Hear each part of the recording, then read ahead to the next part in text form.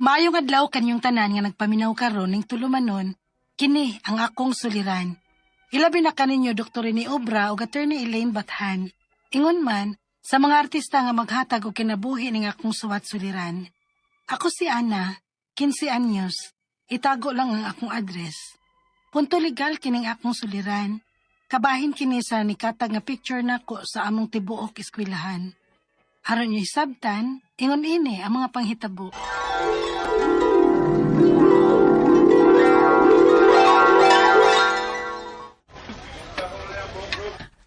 Ana, hatagi ko picture ni mo, Pi. Para unsa man day? Walong. Ako lang i-save din sa akong cellphone. Ikaw, Pi, akong best friend. Ganahan lang ko nga na ako'y picture ni mo. Sige, hatagan ti ka. Ay, makauli na gyud taon ko. Ana, Oh, ngano? nanguhara ba si Julius og picture nimo sa Facebook? Ha? Ngano man kuno? Ambot lang. Nakadungog naman ko nga niingon siya sa iyang barkada nga nagkuha siya og picture nimo. Sige lang, ako lang siya istoryahan. Tinuod bitaw. Unsa may trip nimo? Secret. I-delete na ha, Julius. Nganam day kog dili na ko'y delete ha? Isumbong ti ka sa teacher. I-delete lagi na. Abi ni mo cellphone, be. Ako'y delete, be. Ambi ba? Buhi ko uy. Dili na ko'y delete lagi. Ambi lagi ni ba imong cellphone? Delete lagi. Ana, Oh, in my office. Now. oh. Ambi mong kamot. Ngano man, ma'am? I will punish you.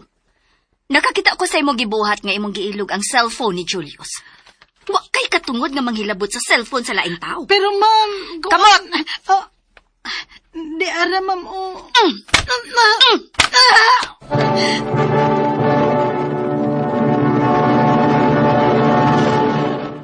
Wag gid magduha-duha ang amo teacher sa pagbunal sa akong kamot ug stick. Og nisumbong ko sa akong inahan og pertin niyang laguta. Unya, Di maayong iyang kibuhat ni mo da. Waday ka mga tarungan. man siya maminaw nako, ma. Makikistorya ko sa principal. Sorry ma'am, pero base sa teacher, gituluan lang niya o gustong pamatasan ng imong anak. Unya, naminaw mo sa side sa akong anak. Unya, husto sa di itong iyang gibuhat nga managmal siya sa bata. Sige lang, kami ray bahala nga makikistorya sa teacher. Siguradoa lang yun nga dili na ni mausab, sir, ha? Kay ireklamo tagyod mo kung mausab pa yun, eh. Doon ka lagi pagkwalyo. So, class, karon mo present ha? Mo present mo. Class, bisag gihinay pa na ninyo inyong mga tingog, pero saba gihapon kaayo mo. Usa ba lagi kagubta ninyo diha? Ma'am, tabang nga itong Jesus Messenger. Nag-isend ki picture niya na. Akong picture? Wait, kinuha ko anak. Yawo. Usa man ni? Kabastos ba nimo? Unsa, ma'am? Paanhi ang imong ginikanan? Makigistorya ko nila. Dili makahimong akong anak ini, ma'am. O niya, unsa man di ay ni? Oh, ma'am, gi-edit raman na, ma'am. Sobra na ni Ana. Sorry, pero you're expelled. Unsa?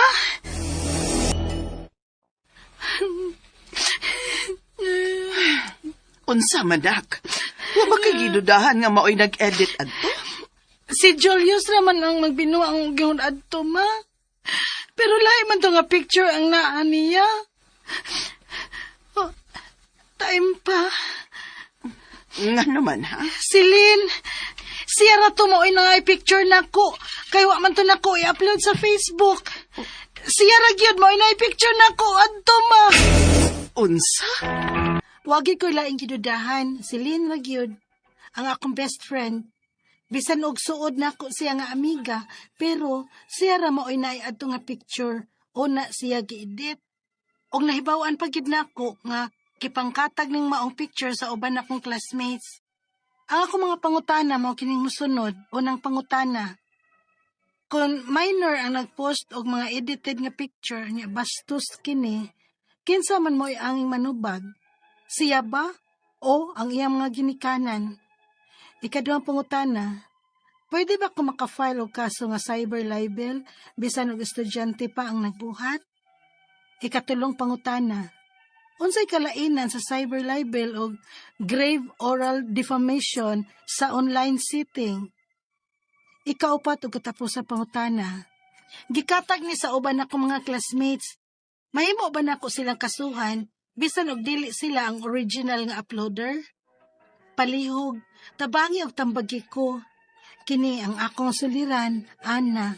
Maayong adlaw mga suking tigpaminaw kini si Attorney Elaine Bathan og it's me, ako today, akong tingog ang inyong mapaminaw og busa kay ako usa ka abogada ang atong mga pangutanang tubagon, pangitaag solusyon ang mga problemang hatagag tambag, mga problema kabahin sa punto legal or mga personal nga mga pangutana, problema sa ato ang mga dokumento, papeles ug uban pa ipadala na ang inyong suwat sa suliran_612@yahoo.com or sa ato ang Facebook account nga kini ang Akong Suliran Official Writers Page. Pwede sad atong ipadala sa 3rd floor, Jose R. Martinez Building, Osmeña Boulevard, Cebu City.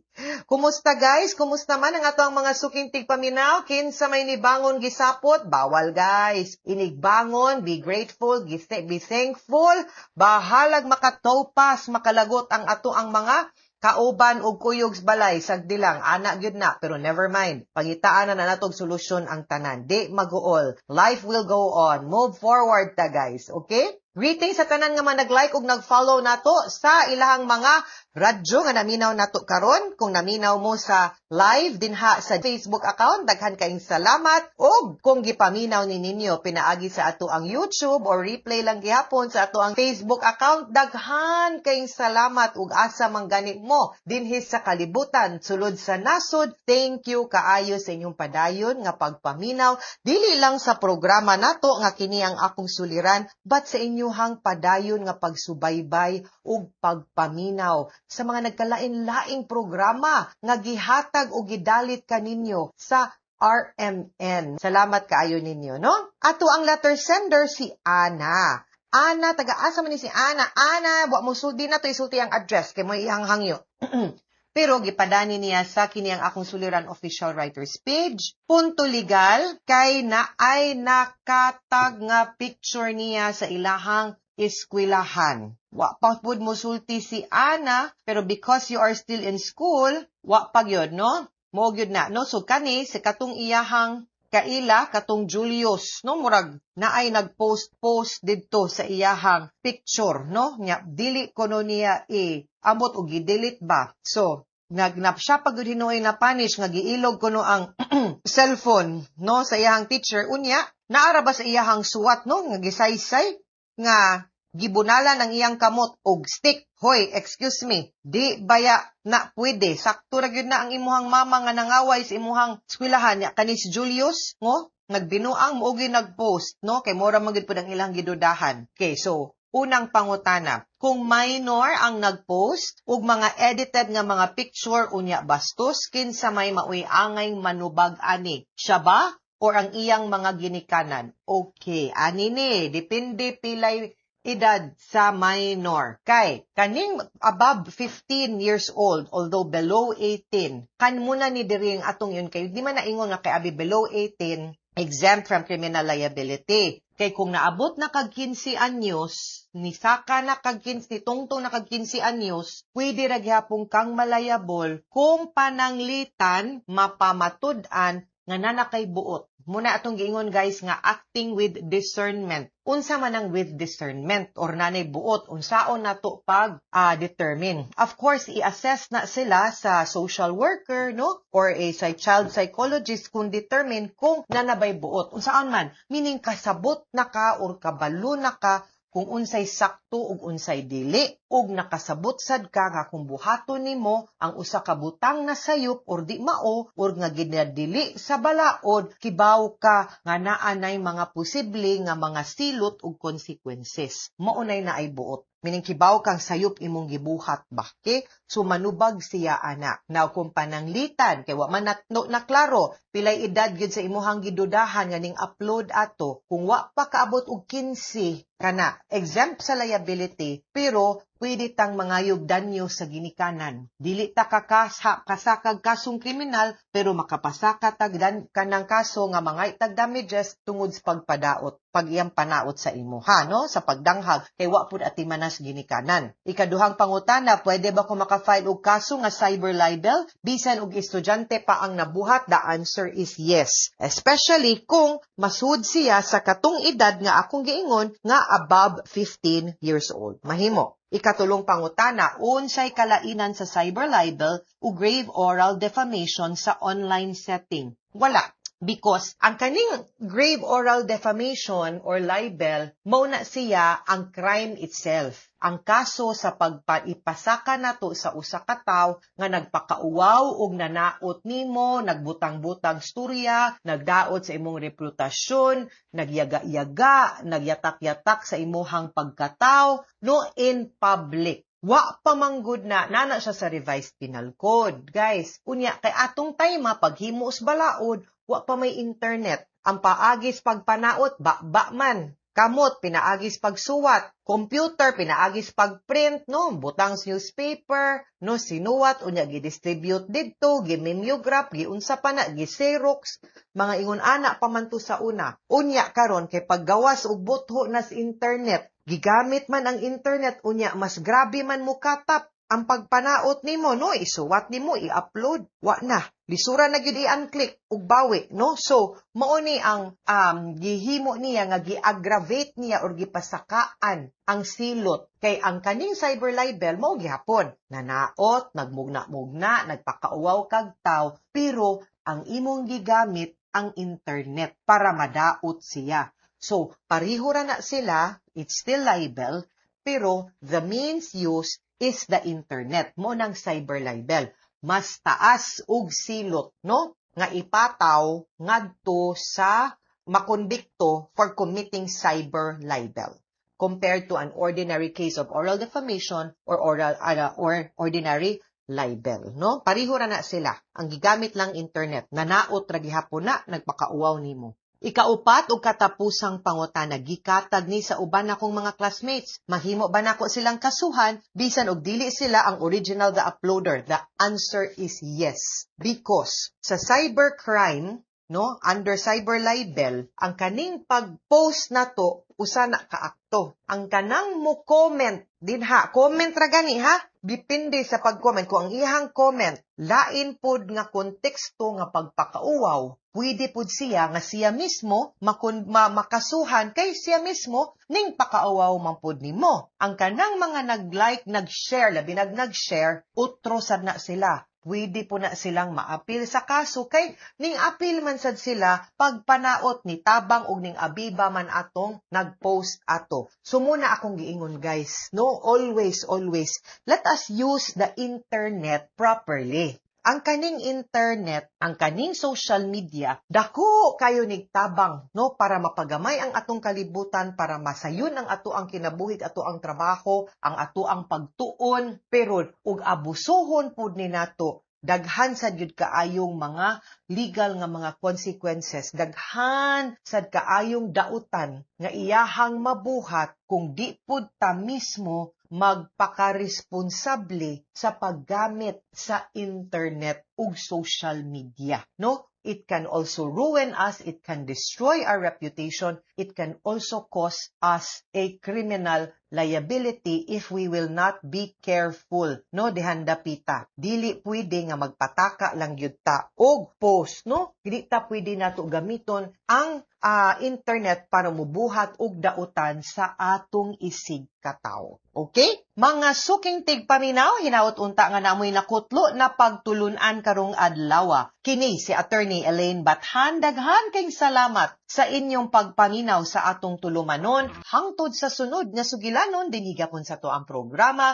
Kini ang akong suliran gikan sa RMN Production Center, Radyo Mo Nationwide. Tatak RMN, daghang salamat og maayong adlaw. Handumanan sa kaawit.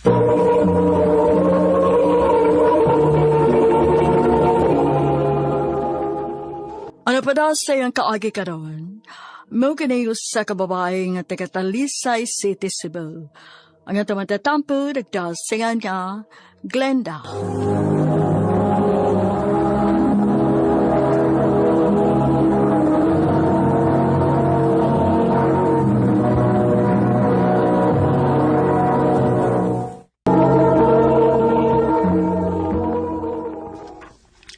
Glenda, Yes, babe. pwede kong magistoryaw niya ni mo, human sa tong chef. Importante lang kayo. Sige. Wait. Murag seryoso kay ka. Okay ra ka? Oh, basta kinalang magistorya ta. Oo, sige. Buwag na ta. Ha? Time pa sa makalitan man sa tanim mo. Seryoso kay ka? Nganong nag-joke ka diya, oy? Huwag kong mag-joke. Seryoso ko. Buwag na ta, Glenda. Vincent, ngano? O say rason? Okay naman ta, di ba? Ikaw okay ra ka, pero ako, dugay ng dili. Unsa? Dugay na ko gusto nga makigbuwag ni mo. Kaya wala ko makasabot sa kong kaugalingon. Ug na-realize na ko nga wala ko'y feelings para ni mo. Vincent. Ayaw na si Kigilak, uy. Sakit po't baya, day. 3 years baya, me. O, lagi. 3 years unta. Pero sa'yo naman kayo siyang nilatkaw ni mo. Maong ikaw, move on sa dayon. Hindi ko matuo nga wala siya love na ako. Okay na kung unta, me.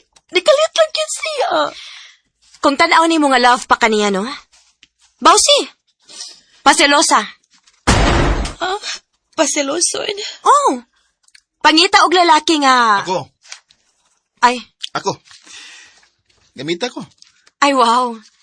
Ganin na rami nagtabi din karon pag yung kanitingog kay busy kasi mong cellphone. O usa pa, dito magselos ni mo kay nabaw siya nga suot kay ta Ralph.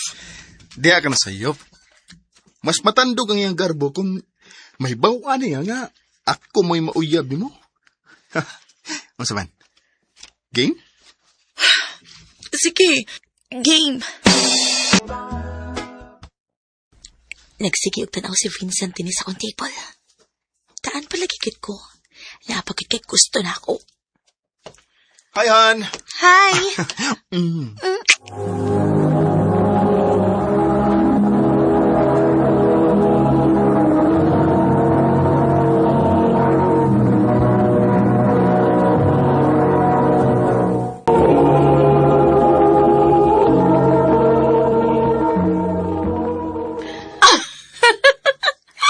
Uy, sayang nga. Wa ko makakita. Isiga ko ng mata ni Vincent. Ang di mo siga, no? Dahil sige di mo siga iyang mata nga sa lips mo ko ni magikisan. Natural! Para mas katuhuan Hoy, ba? hoy, hoy. Basig asa na napadung inyong pagpakaaron ingnon, ha? Basig ma-inlove mo sa usag-usa. Di ka na mahitabo. Awan mo lang kayo ning Glenda. Di ba ka ni ma-in-love na ko og madugay na? In your dreams.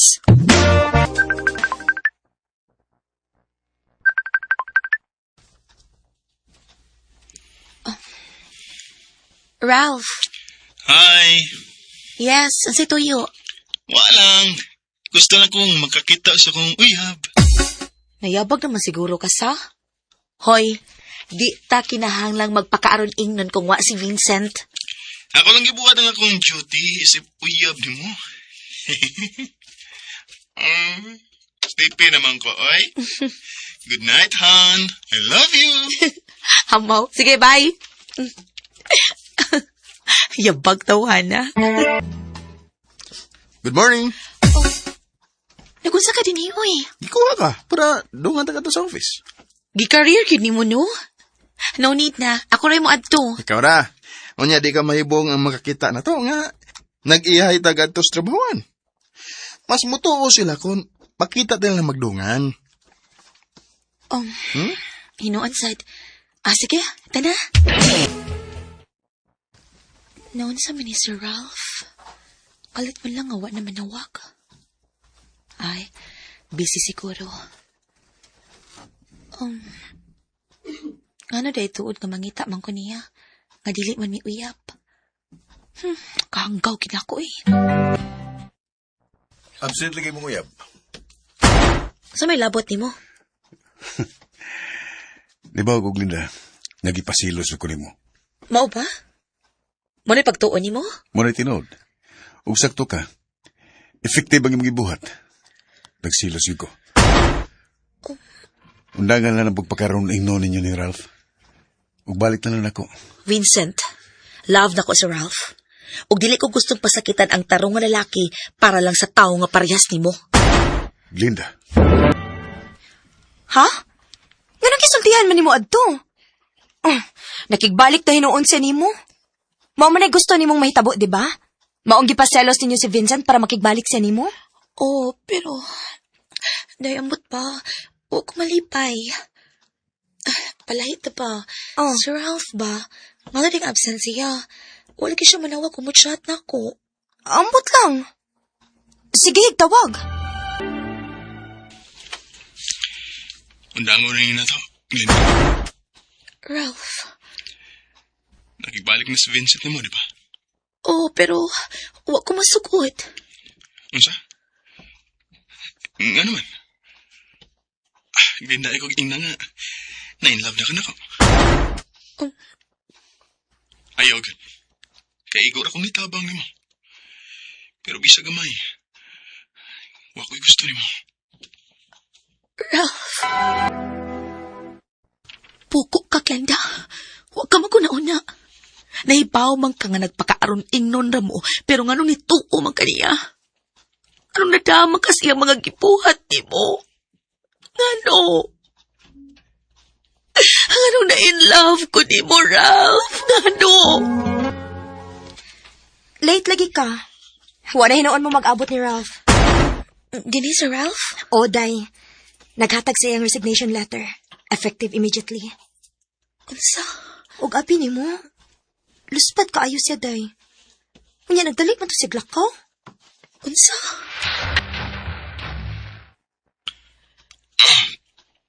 Unsa man? Ralph, i-on agad ang camera, please. Gusto ko makakita ni mo. Glinda. Ralph, please. Amiga ko ni mo. Please lang. Sige. Harian na lang ko sa ospital. Ospital?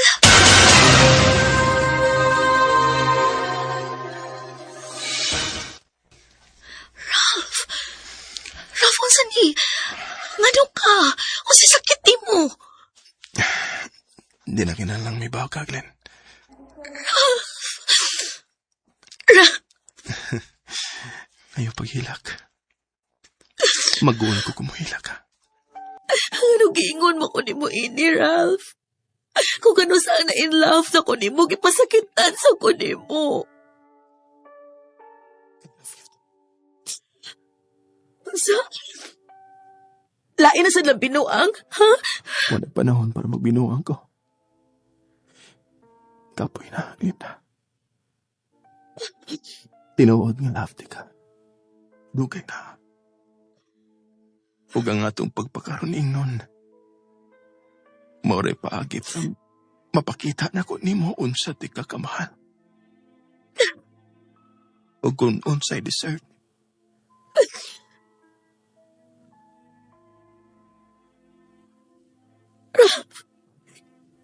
Ralph, ay magbinuang ba? Ralph, mahal sa tika. Naginahanglaan ko ni mo.